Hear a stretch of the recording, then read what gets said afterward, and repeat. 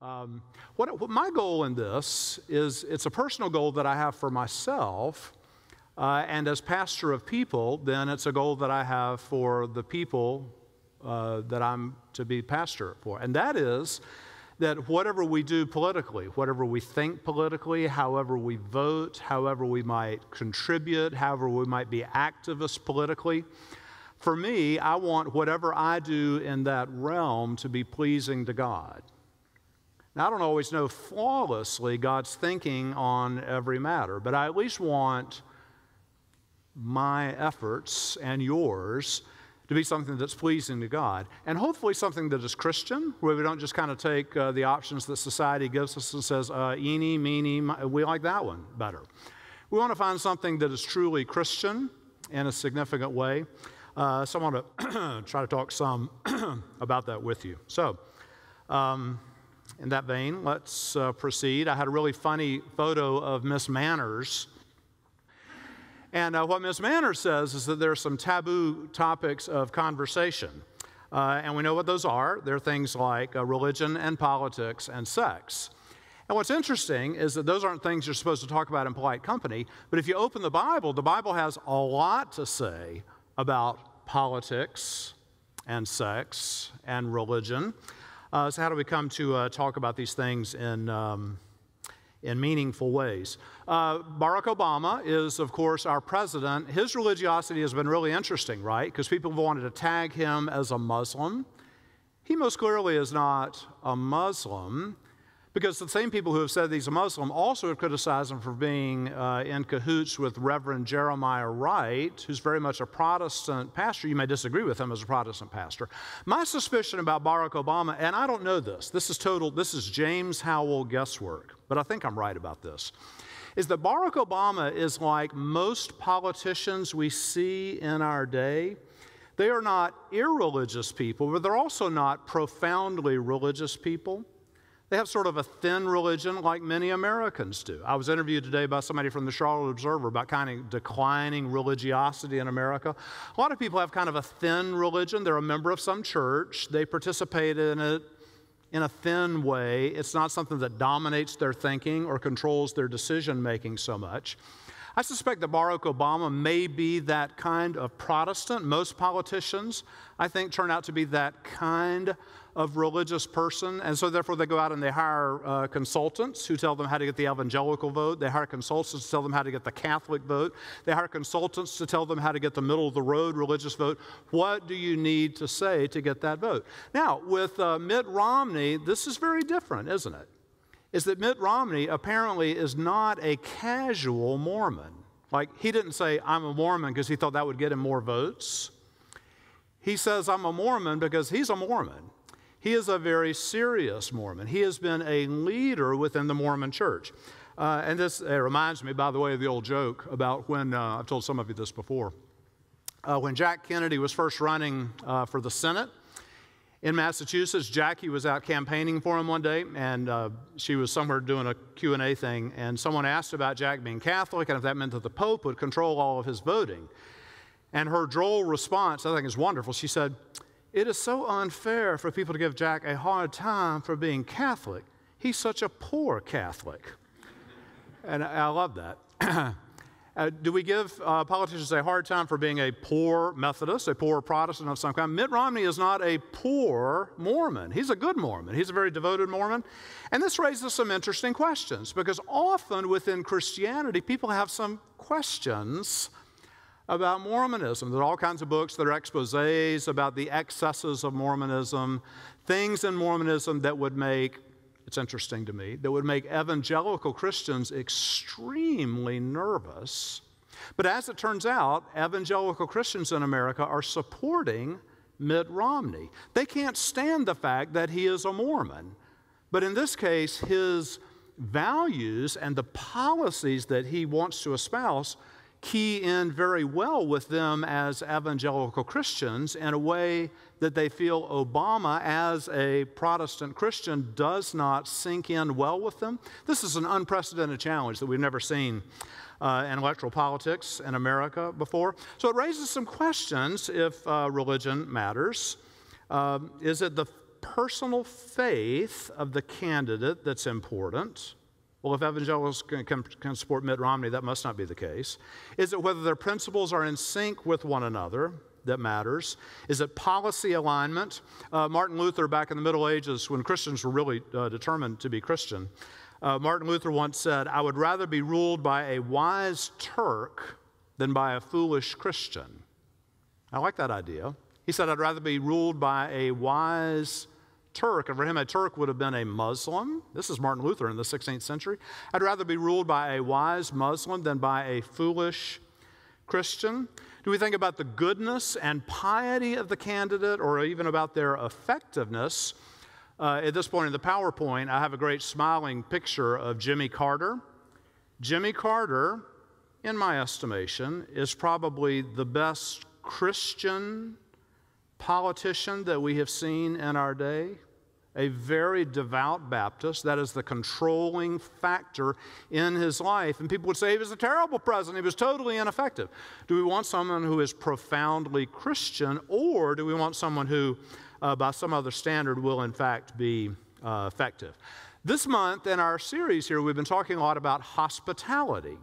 How do we welcome others? How do we have hospitality of thought? How do we deal with people who are different? How do we deal with people who think differently? One of the hardest tests for this comes in terms of politics. There is so much rancor.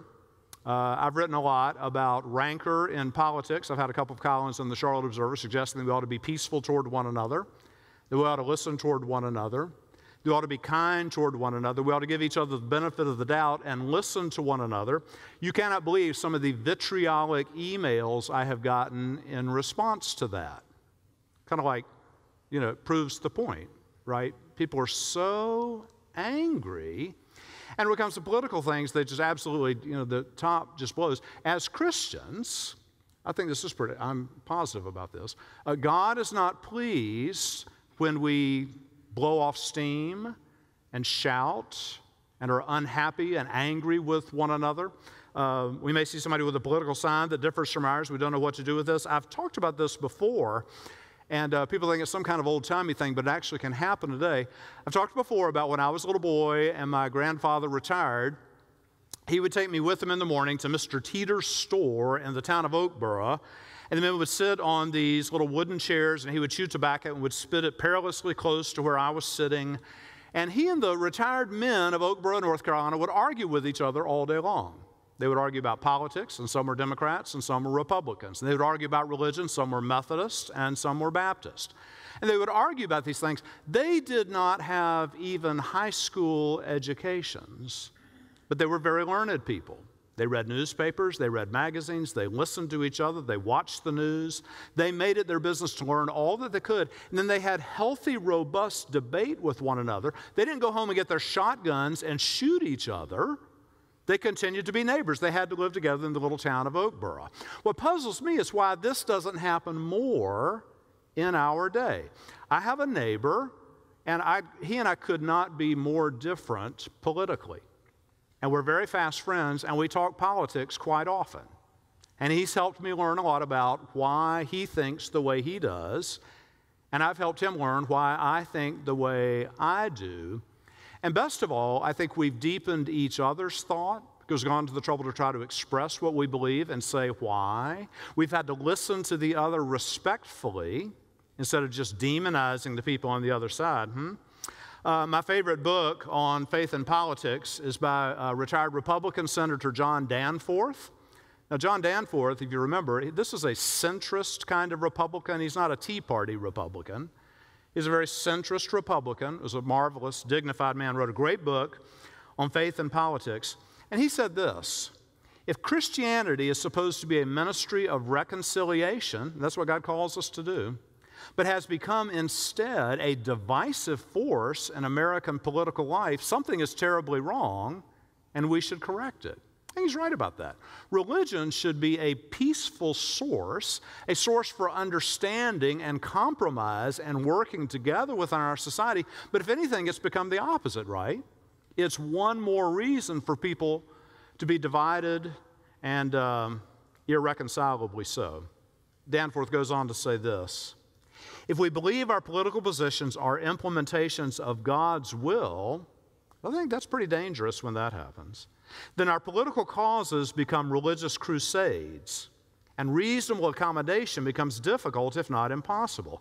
If we are less confident about our capacity to know and implement God's will, and if our faith brings modesty about ourselves and our politics, our effectiveness is more likely. I believe that such modesty is, or at least should be, Christianity's gift to American politics. I love that. What Christianity ought to bring to bear on politics in America would be humility and openness and an ability to reconcile with those who are different. I love the speech of Abraham Lincoln at his second inaugural. He realized there were people on different sides of the fence who both claimed to be Christian, who both read the Bible. He said the following: both read the same Bible and pray to the same God. Each invokes his aid against the other. The prayers of both could not be answered. The Almighty has his own purposes. And then his best line in the whole speech: with malice toward none, with charity for all, to bind up the nation's wounds, to do all which may achieve and cherish a just and lasting peace among ourselves and with all nations. This should be Christianity's gift to politics in America, that there is malice toward none, that we're the ones who are part of binding up the nation's wounds. So we should have plenty of humility. So I'm interested in how we conduct ourselves when we talk politically, when we think politically. Are we driven by fear? Most people who I hear talking about politics today are very afraid. And all the ads, I talked about this in a sermon a couple of weeks ago, all of the ads that come at you say you should be very afraid. If you support Obama, you should be very afraid of Mitt Romney. If you support Romney, you should be very afraid of Obama. Christians are taught that we do not need to fear, and that fearful people, in fact, make very poor decisions, and that fearful people do not think very clearly. As Christians, we have good cause not to fear. We have good cause to be still and know that God is God. So we should perhaps be a calming force within the political landscape. Another issue that's enormously important, and I'm just so amused by it, this round of elections, is every time there's a speech, you have the fact checkers who come along afterwards. And it's interesting, according to the fact checkers, everybody's lying. And what's interesting is, Republicans hear Democrats and they say, they're lying. And Democrats hear Republicans and they say, they're lying. And nobody actually has any clue what might happen to be true any longer. And I said this in the newspaper and got really dinged for this by some people. And I think I can understand this. In the column that I had in the newspaper, I said, what we hear politically is not lying, and it's also not telling the truth. What it can be labeled as is BS. And I'm not going to spell out what BS is. And this is what I got dinged for. Several people have said, a clergy person shouldn't refer to BS. And I don't wish to refer to BS. What I wish I knew was a substitute term for the phenomenon. And the phenomenon has gotten a lot of attention. Scholars at academic universities are talking about the phenomenon of BS because it's so prevalent. There's an outstanding book on BS by a scholar named Harry Frankfurt, who teaches at Princeton. And he's analyzed this mode of communication which has come to dominate everything that we know in the United States of America. It is so much BS. Advertising is BS. They don't come on and give you the facts. We have the 19th best engine in our car. They tell you it's the coolest engine and you'll be cool if you just buy this car. Everything sort of is BS. He says the essence of BS is not whether the BSer is telling you the truth or not, because the BSer doesn't care whether it's true or not. He says the essence of BS is the BSer is trying to talk you into whatever the BSer wants to talk you into, if you got that. And this is what we're getting in politics. So you can see the poor candidates. I feel for them because you and I are people who are entirely receptive to BS. If we were not receptive to BS, we wouldn't get it. But we are receptive to BS. So you can see the poor candidates at every question trying to think, what do 51% of the voters want to hear? And whatever that is, I will say it. And they're trying to guess what that is. And you can't really get to the heart of anything. Well, as Christians, we should be the people who are, how should we say it, BS resistant. We should be the people who are very interested in things like facts and actually believe that there is such a thing as a fact.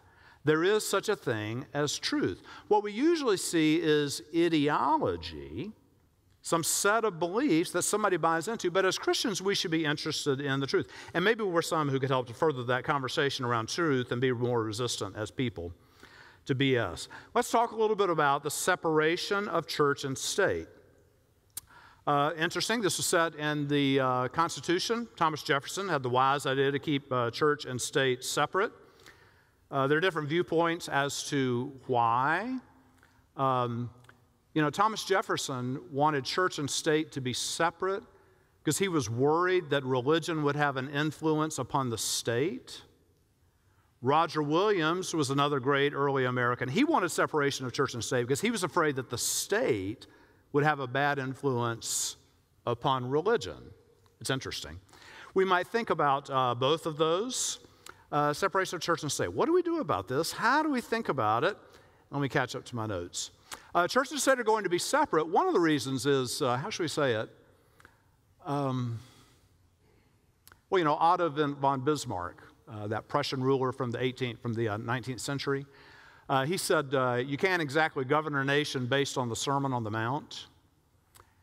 And I think this is true. Some people say we want to govern by, biblical principles. But biblical principles won't work very well, will they? Because biblical principles say things like what? If someone strikes you, do you defend your country? No, you turn the other cheek. If they begin dropping bombs on Washington, D.C., you turn the other cheek. You love your enemy. You say, it'd be hard to govern this way. Jesus says, sell all you have and give it to the poor. But that would really complicate the national debt in ways that we can't imagine. So how do we think as Christians, if the Bible isn't exactly a helpful document in terms of how to govern a country? Some people are upset that religion is kind of shut out of public discourse. Stephen Carter is a great writer, wrote a book called The Culture of Disbelief that I would recommend to you. His wisest thought in there is this. He talks about how often religion is not allowed in the public square. People can't talk about their faith in public ways. He says this, in our sensible zeal to keep religion from dominating our politics, we have created a culture that presses the religiously faithful to be other than themselves, to act publicly and privately as well as though their faith does not matter to them. So the question is, if we don't govern as Christians, how do we let our faith impact how we vote, how we think about our existence as citizens? It's false to try to separate these things and say, well, my religion is one little corner and politics is somewhere else and the economy is somewhere else. If we're serious about God and Christianity, our faith has to have an impact on all of those things. The Bible says things like the earth is the Lord's and the fullness thereof. Little children learn to sing, He's got the whole world in His hands. So as Christians, if God is the Lord of everything, if God is the creator of everything, if God ultimately will be the redeemer of everything, we have to come by some kind of Christian perspective on everything, on politics, on the economy, on all of these matters. And how do we do it? And as Christians, that poses some special burdens on us. I talked to a guy the other day. This is very interesting. It's a relative of mine, and we never talk politics, but he brought it up, and I tried to change the subject following Miss Manner's advice, and he would not let it go. And he began to instruct me on how I should vote. And so I said, no, so you're voting for Romney? And he said, yes, I'm voting for Romney. I said, tell me why you're voting for Romney. This was fascinating to me. I appreciated his candor. He said, I have one reason and one reason only. And I said, what is it? He said, I believe that if Romney is president, my taxes will be lower and I can keep more of my money. I appreciated that. And it suggested, though, to me that as a Christian, that's not an acceptable answer. Jesus doesn't say, there's not one commandment in the Bible, which is, have as much money as you can. If that was Jesus' one commandment, that would be a reasonable rationale for a vote. But Jesus doesn't say, have as much money as you can. Jesus commands us to do a whole host of things, and maybe we need to think about those whole host of things and not just vote based on pocketbook. Another interesting challenge, I think, is that if we're going to be Christians and think about how we vote and what matters politically, we can't think just about America. Now, we are Americans, and that citizenship is important.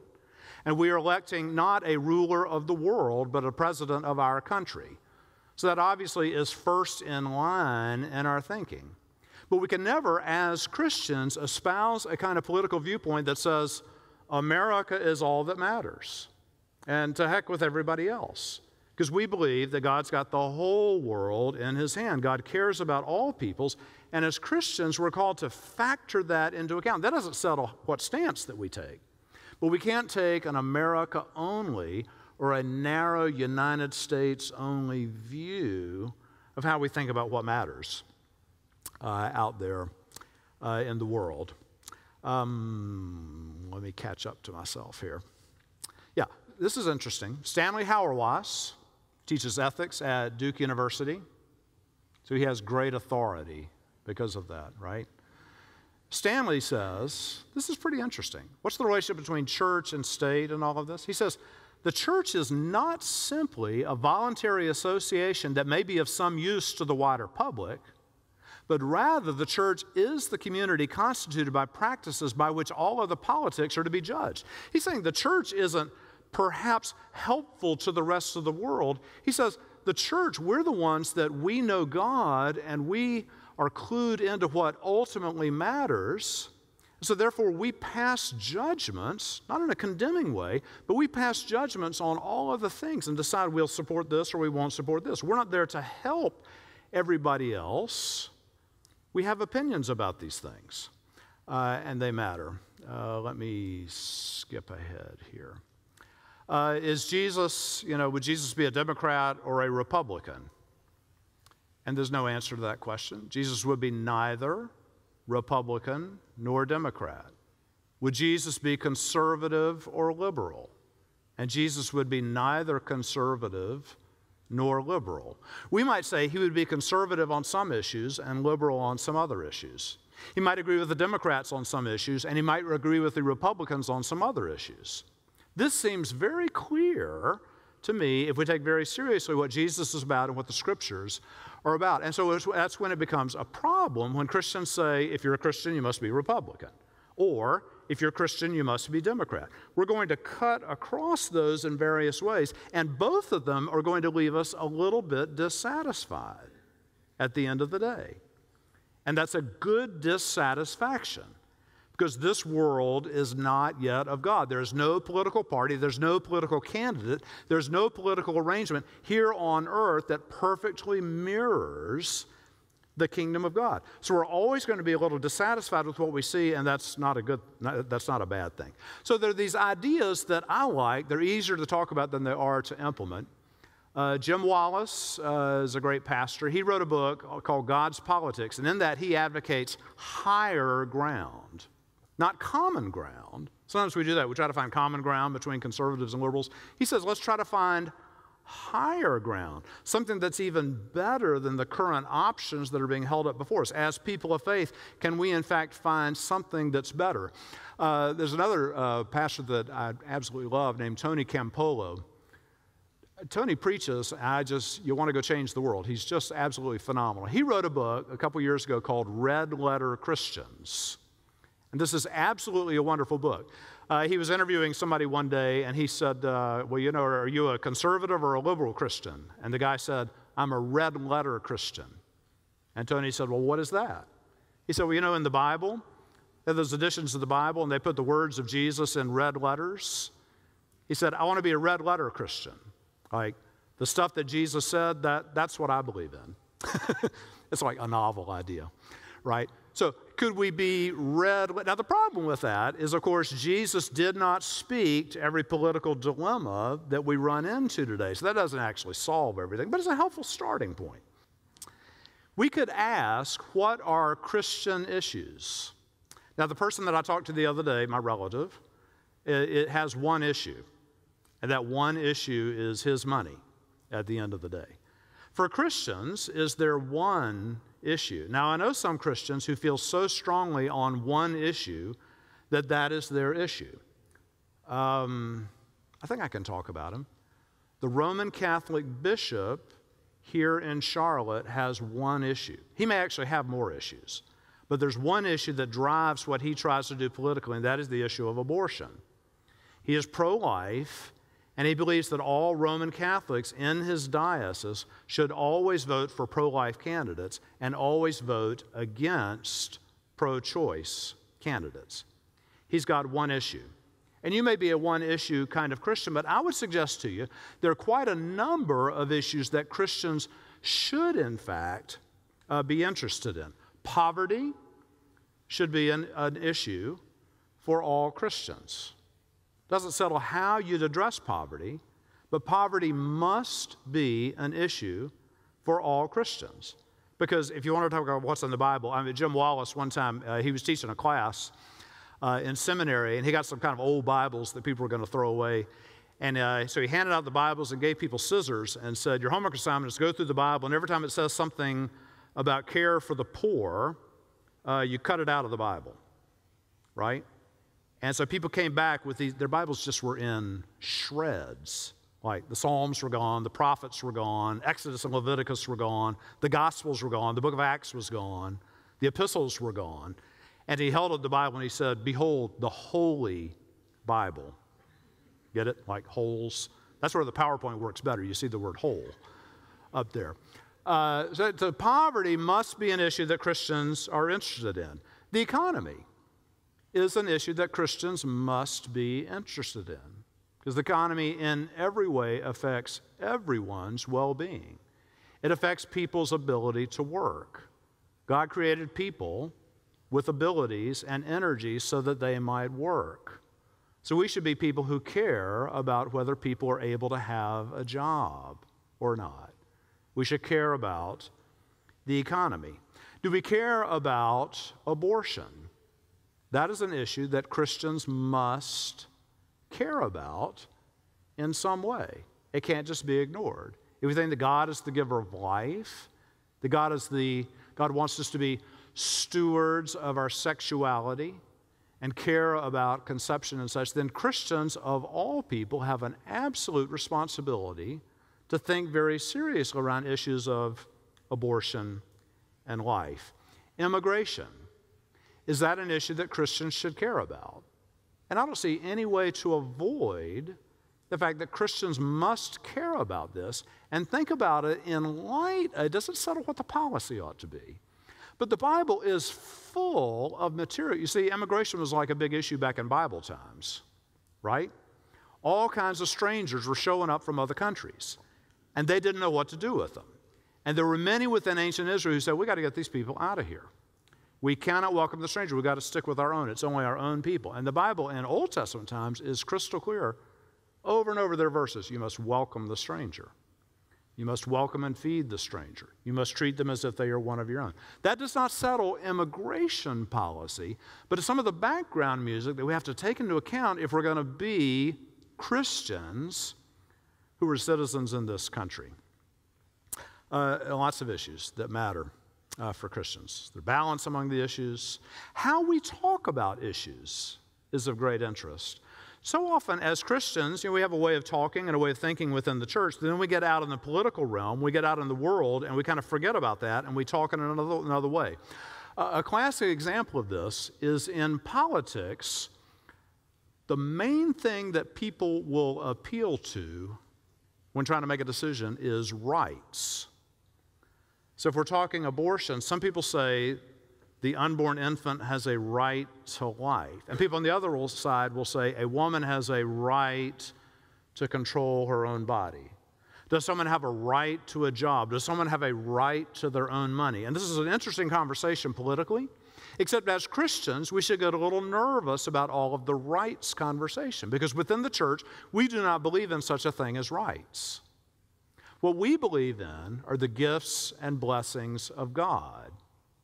I do not have a right to life. What I have is life that is a gift from God.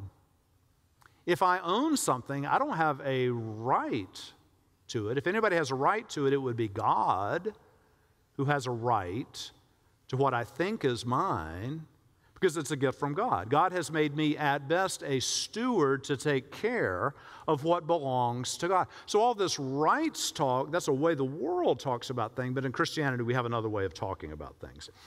The final slide, I guess I have been troubled in this round of campaigning by a theme that I've heard before in my life, but I've heard it, how shall I say it, in a more strident way in this election season than I've ever heard it in my life. And that is the sense that we shouldn't do anything for anybody else. Right? If people are in need, that's their problem. And we shouldn't do anything for them. That's a strain that's always been there in American politics, but it's especially strong these days. It pops up on both sides of the aisle. It's not just in one place anymore, because that's such a big theme for American voters that everybody's trying to appeal to this. And it's troubling to me because as Christians, there is immense clarity that Jesus actually says that your salvation depends, it's his last sermon before he dies, right? On what you did for those who are in prison, for those who are naked, for those who are hungry, for those who are thirsty. The Bible is full of admonitions that what you have is not yours, but it belongs to God, and therefore you have a responsibility to care for the other people of God. The early Christians in the book of Acts, quite clearly, it says, none of them considered that any of their possessions were their own, but everyone brought what they had so that there was no one in need. This doesn't settle a political decision about how to vote or whose policy is correct, but Christians are never permitted to say, we shouldn't do anything for others. That's kind of out of bounds for Christians. And I love this thing that Jim Wallace said, and I love this. And I wish you could see the words on the screen. It would help drive it home. He says this: when the voice of God is invoked on behalf of those who have no voice, it is time to listen. But when the name of God is used to benefit the interest of those who are speaking, it is time to be very careful. Let me read that to you again. I think it's enormously important. When the voice of God is invoked on behalf of those who have no voice, when someone is speaking up for those who have no one else to speak for them, it is time to listen. But when the name of God is used to benefit the interests of those who are speaking, it is time to be very careful. I think that gets at the heart of a lot of what Jesus and the prophets were all about in Bible times. And I would remind you again, we had Jim Noble with us. Several of you complimented us on the program that we had here a couple of weeks ago when Jim Noble came and we talked about hospitality. I hope nobody walked out of there and thought, well, that was really a neat program. We had that cool restaurant guy and he and James had a cool conversation. That was really neat. I've been shaken by that conversation. And I'm trying to think, how can the Howells live differently, right? Because the thing about what Jim Noble does is he is very conservative politically. He got into that a little bit that night. I kind of tried to pry that out of him. He's very conservative politically, but he thinks about the fact that there are hungry homeless people in Charlotte. He doesn't say, well, good luck, people. And he didn't ship food to them. He went downtown and opened a restaurant where he trained them. My wife ate there today.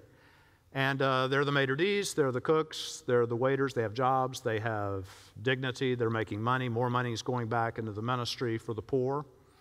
And I thought about this the other day. You know, for us to do something like that, you got to make some sacrifice. You got to make some changes in your life. I was just having an interesting conversation with one person the other day who said, I could never do what Jim did. And I said, well, why could you never do that? Her answer was funny. She said, well, what he does on the weekend. And on the weekend, we like to go to Blowing Rock. I thought, well, there you go. You see what I'm saying? Like, we put lifestyle over serving Jesus. And that's part of what gets wrong with politics in our country, is that it's so much about us, and it's so much about our advantage, and it's not much about what is Jesus calling to do. It's not much about personal holiness. It's not much about what kind of community are we going to be together. Nobody talks about these things. But those are the things that everybody's actually so desperate for. And I just keep wondering if maybe it's the Christians who ought to introduce that into the conversation and be the ones who lead the way. Christians are now becoming a minority in this country, but there's still an awful lot of us. And if we would take these kinds of things seriously, this country could be a much better place. At least I believe. All right, that's kind of my shtick that I had in the what would have been better PowerPoint presentation. Talk to me. Questions, thoughts? Yes.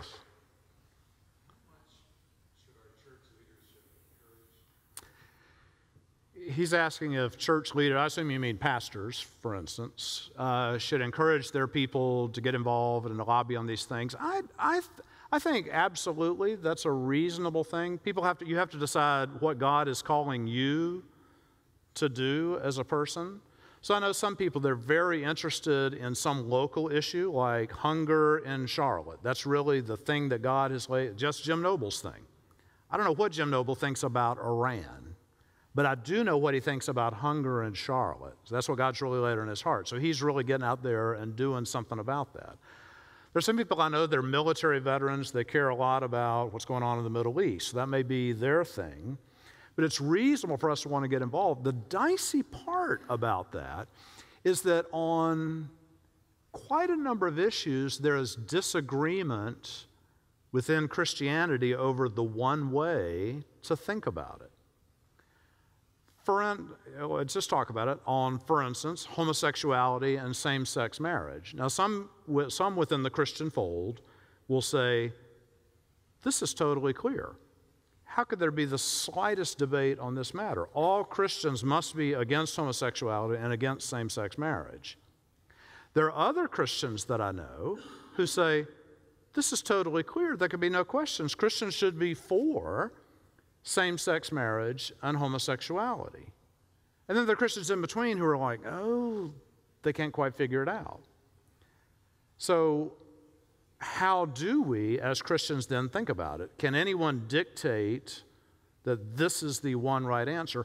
On doing something for the poor, there's total clarity. Now, what we should do for the poor is not entirely clear, but that we must do something for and with the poor is entirely clear as Christians. On some of these others, there's some debate on this. What do we do with respect to Israel? Well, there seems to be a very clear case that we should be supporters of Israel. But then there are other Christians who know Christian Palestinians who've been persecuted, and they said there's no question but that we must be on the side of the Palestinians. What we're all called to do is, I think, a couple of things. One is to be prayerful about the situation, to ask, what does God want me to do about this? I mean, the main thing that most of us do about political situations that we care about, I've thought a lot about this. The main thing that most of us in America do about political things we care about is we sit in our living rooms and fume. Do you know what I'm saying? Or you go to a cocktail party and you fume with like-minded people, right? And fuming just doesn't help anything. It only kind of feeds your own bias, and it increases fear and doesn't really get anything done. So I think we want to be prayerful and ask, what does God want us to do? The other thing is to be very wary of, it's so tricky, isn't it, is that there's a political viewpoint, and it's easy sometimes in a superficial way to wrap a religious blanket around it.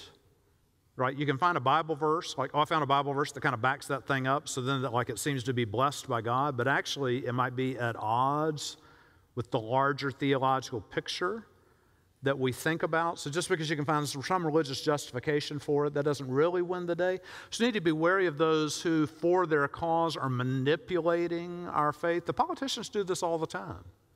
You know, they've got in mind people like us, and there's something in those ads that's targeted to make you think your faith should back up what they are about. So we need to be very wary and sift things very, very carefully before we jump in. But when we jump in, it's perfectly appropriate as Christian citizens. That's in the Constitution. The Constitution does not say, as Christians, you cannot speak out about political matters. You can't speak from your place of faith. You can. That is allowed in this country. The country can't say, here is the way you must be religious. And we don't want that. That was a longer answer than needed. What else? Yes?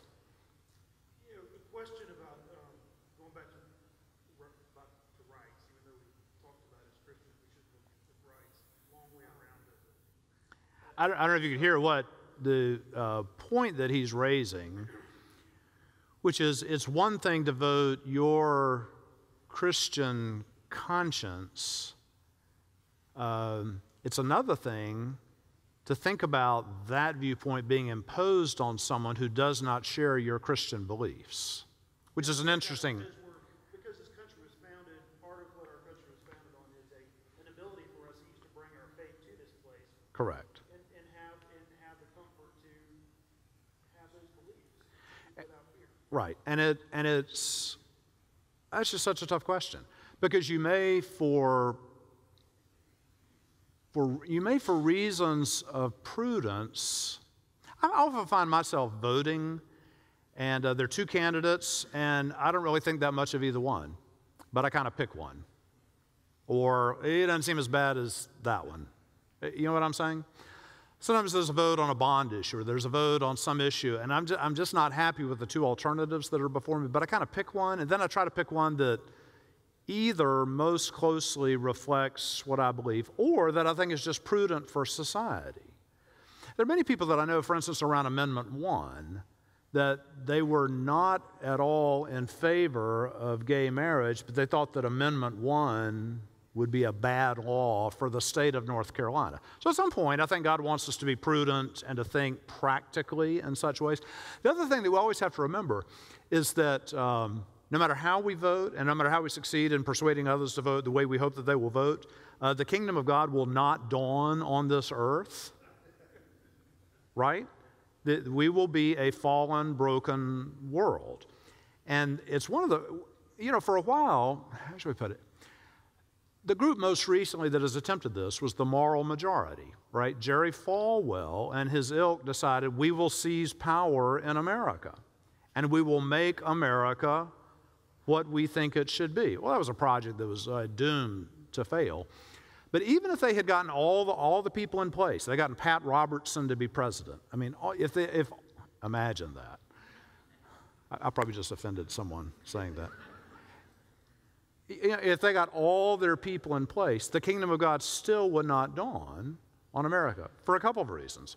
One is humanity is still fallen and broken, and you still got sinful people, right? But the other reason is, and this is what is not well understood, I think this is probably right. If I ask my children, name your favorite movie from your childhood, I don't know what they actually would say. I would hope they would say, The Lord of the Rings. Tolkien's Lord of the Rings story is an enormously instructive saga about politics. Because I don't even know the story of the Lord of the Rings, there's this ring of total power. And everybody wants the ring. But the ring corrupts. Even wise Gandalf resists the ring, because as wise as he is, he knows if he gets that ring of power, it will corrupt even him. So their goal, the Hobbit's goal, is to destroy the ring of power. And Christians are always wary of power. Jesus did not come to earth and say, I'll take over the Roman Empire and straighten everybody out. He was wary of power. Christians are always wary of power, because that's one of our principles, is that power corrupts. And so in some ways, when we try to influence elections, and in part, we're almost trying to seize that ring in a way. So there's always like an inherent danger even in doing that. That doesn't mean there aren't things that we want to work toward and that we think are better in terms of life in America. But we're never going to get it accomplished. We're never going to, you can't really impose goodness on other people anyhow. I mean, I love during the 50s when the civil rights movement was first starting, Dwight Eisenhower was asked to sign something that he didn't want to sign in terms of civil rights legislation. And he said, you can't legislate morality, which is true. And Martin Luther King responded to that, I think in a clever way. He said, that's true. He said, you can't legislate morality. He said, the law can't make a man love me. He said, but the law can keep a man from lynching me. Right? So there are limits to what the law and politics and government can do. They do important things, and we need to weigh in on those very important things. Those things really matter to us, and they matter to everybody in the world. But they aren't going to achieve what our ultimate goals are, which are things like love, which can't be legislated, things like personal holiness. I mean, you can't legislate holiness. I can't say, Matt, you must be holy or you go to jail. Because a lot of holiness is inside Matt's head. And I can't control what's going on in Matt's head. You can't make somebody love you. So that's a long, rambling answer to that. What else? Yes, Brandon.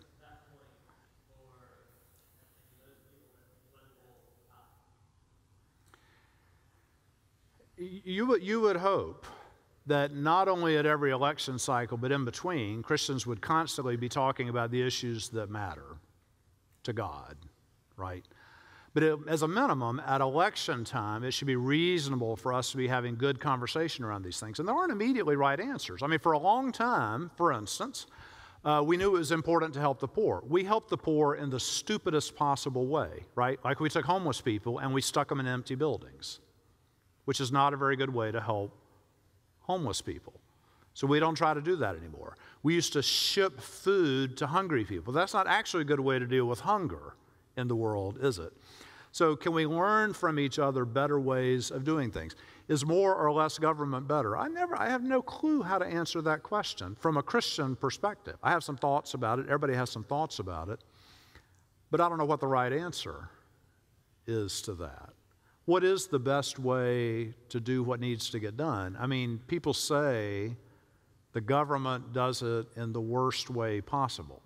That may be, but I always want to counter that with just things like, if a bridge falls down, I don't know, leave it to private citizens to rebuild the bridge. Right? We're not going to do that very well. Government may not do it wonderfully, but they'll get the bridge back up. Air defense of our borders, like just leave it to the citizens. Right? Well, you have guys with shotguns out there. I mean, we're not going to do that very well. So I don't know. People talk about the social service sector and say the government shouldn't do any of that. And I don't know if that's right or wrong. What I do know is if you take Charlotte as an example, the amount of money that government puts into services to the poor, if you took that away today, and what some conservatives want to say is take that away, leave it to the churches. Well, the churches ain't got that kind of money.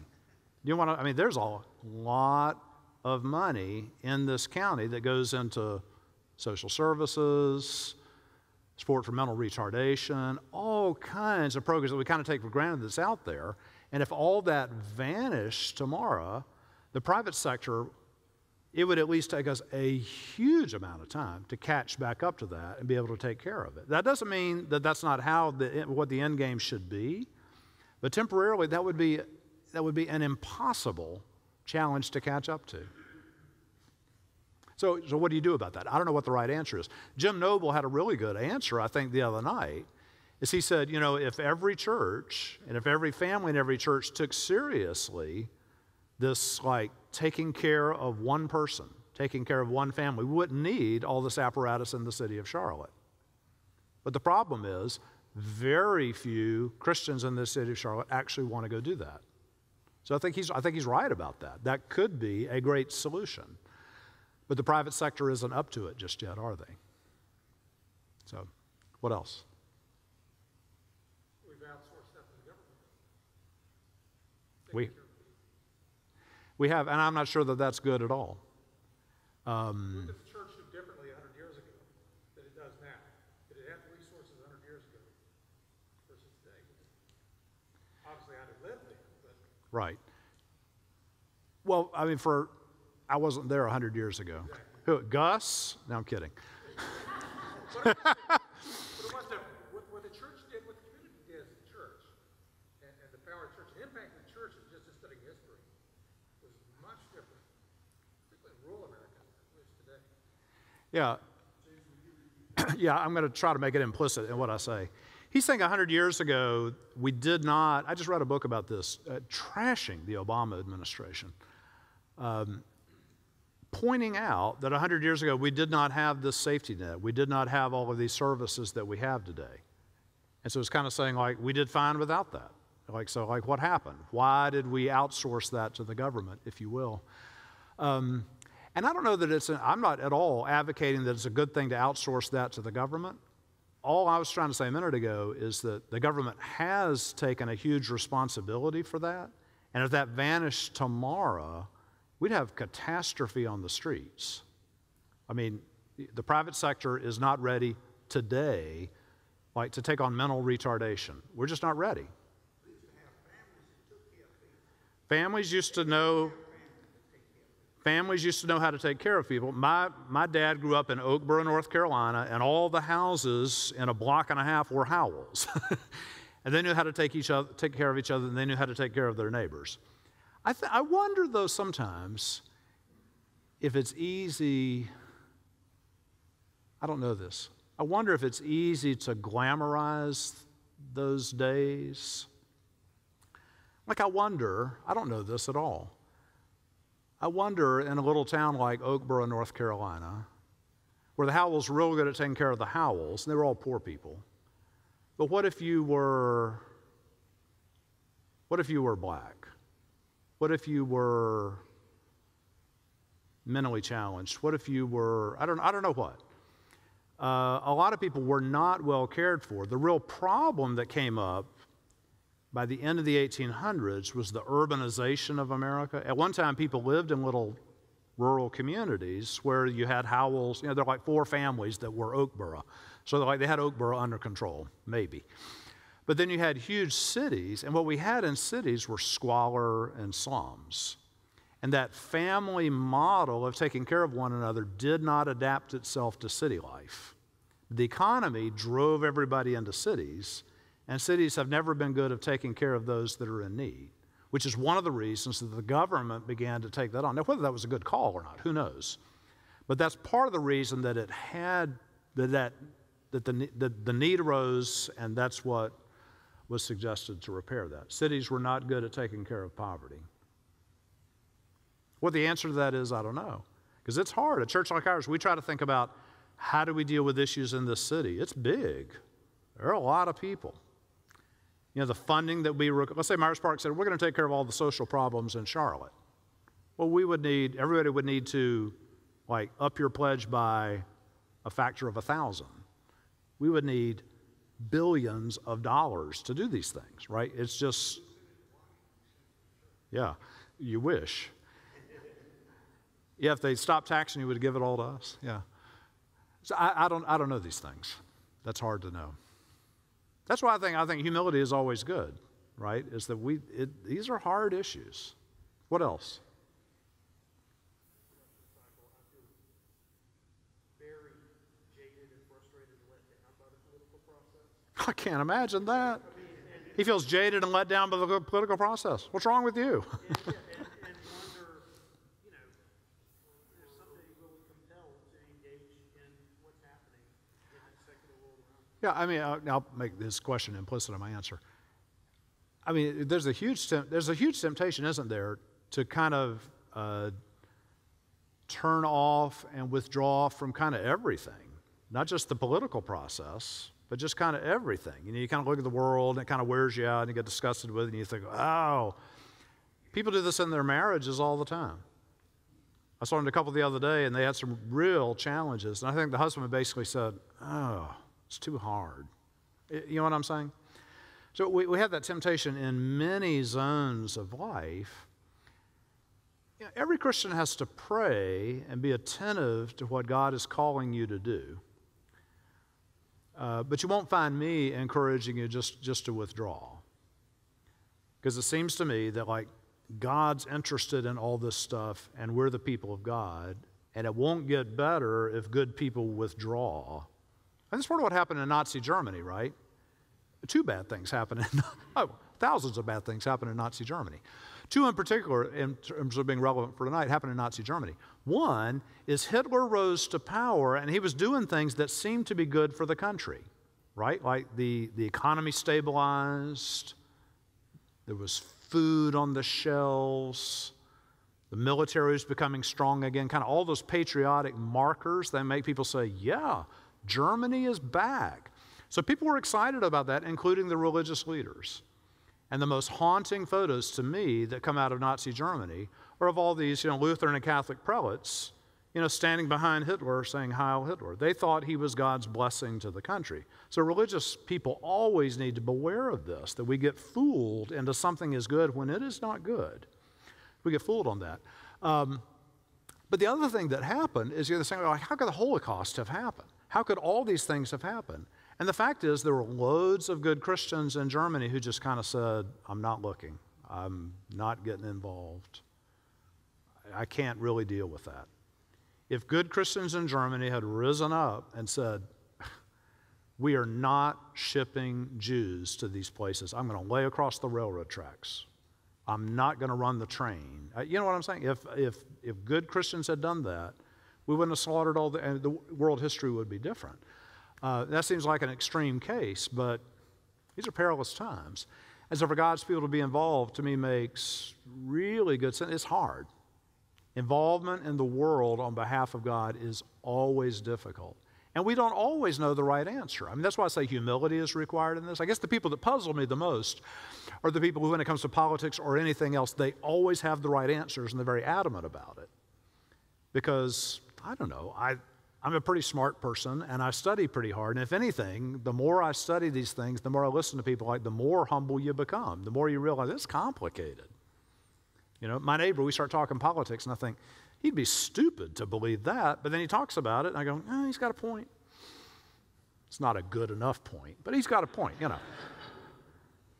You see what I'm saying? So humble engagement, and you expect it to be hard, and you even expect it not to succeed. Václav Havel, who's the great president of Czechoslovakia, said this wonderful thing that I love, is he said, hope is the ability to work for something just because it's good, whether it stands a chance of succeeding or not. I always think that's like a Christian call to politics. And I've heard people like, my candidate is hopelessly behind, why bother? Well, hope is when you work for something because it's good. And it may or may not succeed, but you work for it because it's good. And that's really liberating in a way, because then what you work for isn't dependent on results, right? You do it just because that's what God's asked you to do. And you can rest in, I was trying to be holy, which is pretty good, I think. Yes, Matt. I think one of the things that we can do that relates with your question is that we can turn off some of the BS. I mean, that's a choice I've made, our family has made. Matt's do this, but actually cut cable. Yeah, Matt's saying you can turn off BS. There's a lot of stuff that you could turn off that would not harm you. It doesn't mean that I'm pulling away from politics. No. It just, I don't care to, but hey, I just don't let that part of it influence. You can turn off the BS. In various ways. I mean, my campaign this year has been stop forwarding emails. And that sounds like a joke, but I mean, I think it's really serious. I think this is poisoning the mind of America. People, send these around, they're facts. Why is it a fact? My friend forwarded it to me. Seriously. My pet peeve one is, and it's related to this thing that, I'll just come out of the closet on this. I'm bugged when people try to say, if you're a Christian, you must be Republican. I've kind of heard that this whole election cycle. And if you're a Democrat, you may just not be Christian. And this is false, and it's demeaning to half the people you know. Well, maybe you live in a sheltered part of the world and you don't actually know. This is false, and it's not helpful. And so, I mean, this one email that just flew around over and over, and I tried to rebut it and answer it, was the one that was saying, I know some of you heard me talk about this, that, good Christians came to the DNC and tried to offer gifts of Southern hospitality, and they were refused because the DNC doesn't agree with Christian principles. Well, this was not written, this wasn't Reuters or Fox News, right? This was just some guy who turns out to be kind of this rabid minister in California who's friends with the guy who protests out on our front lawn. And the source quoted was David Benham, who was the guy who was out there at Trade and Trine during the DNC on the megaphone, condemning everybody, including everybody in this room, to hell. So I don't know what these gifts of Southern hospitality were exactly, but this is being rifled around like it's a fact. So then people are all stirred up. So people who send it to me, they're like, what's happening to America? We've got to do something. But it wasn't a fact to begin with, right? What it said was Christians weren't welcome to the DNC, but they welcomed Muslims with open arms. But this was a fiction. But it's been passed around thousands and thousands of times all over this country, and people accept it as fact. So just one little act would improve America, and that would be don't forward emails. There are ways to find out news stories. And I do not find out my news by something somebody happens to email me that's been forwarded 8 other times. I don't begin to accept that as a reliable news source, and you shouldn't either. We have reliable news sources in our world. And you can go to them and you can find out like what happened.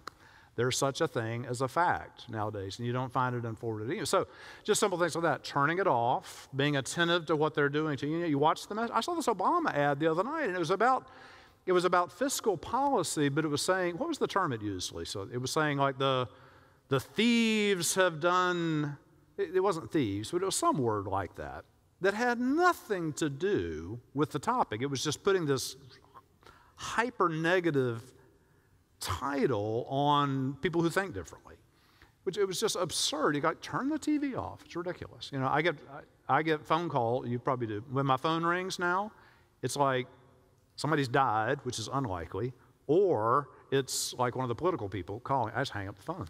I just don't have time for that. You don't have to let somebody else set your agenda. But the turning it off is enormously being attentive to the fact that there's all this BS coming our way. If people complain about negative campaigning, but if we didn't respond to it, they wouldn't do it. 97, I think the poll or the number, I think it's running from the 2 presidential candidates are negative campaigning. Well, that seems like a low number to me. He said it's got to be higher at any rate. And my point in all this is we're called as Christians somehow to be holy, to be better than that. And so how do we become better than that? How do we rise above that? I think that's the minimum that's required of all Christians. So, okay, folks, thank you so much for coming. Yeah.